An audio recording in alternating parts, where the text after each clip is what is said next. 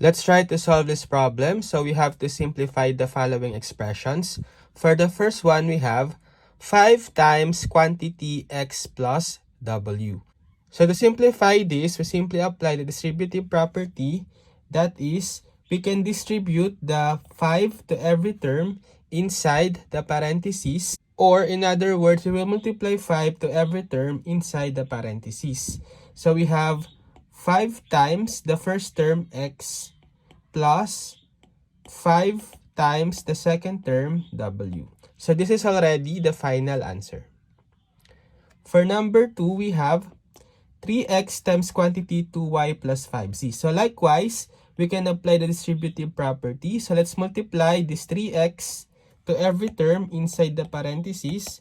So let's have 3x times the first term 2y plus again 3x times the second term 5z. And we just need to simplify. So 3x times 2y, so we multiply the coefficients. 3 times 2, that's 6. Then x times y, that's just xy. Plus the product of 3x times 5z, so multiply the numerical coefficient. So 3 times 5, that's 15. Then x times z, that's just xz. So this is the final answer. For the third one, we have negative 2x squared times quantity 4x cubed plus 6x to the fourth.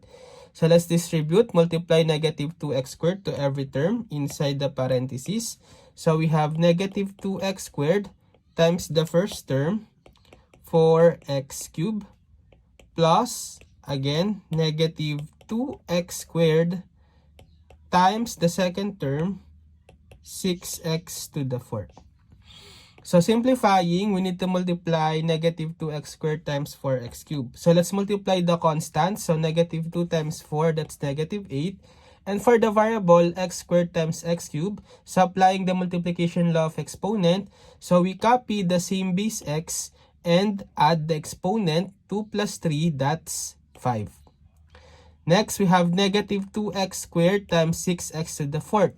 So let's multiply first the constants. Negative 2 times 6, that's negative 12. And then for x squared times x to the fourth, so likewise, copy the base x and add the exponents. 2 plus 4 or 6. So therefore, this is the final answer. For the final one, we have 6x squared y cubed times negative 3x cubed y squared plus 5x to the fourth y to the 6 minus 4.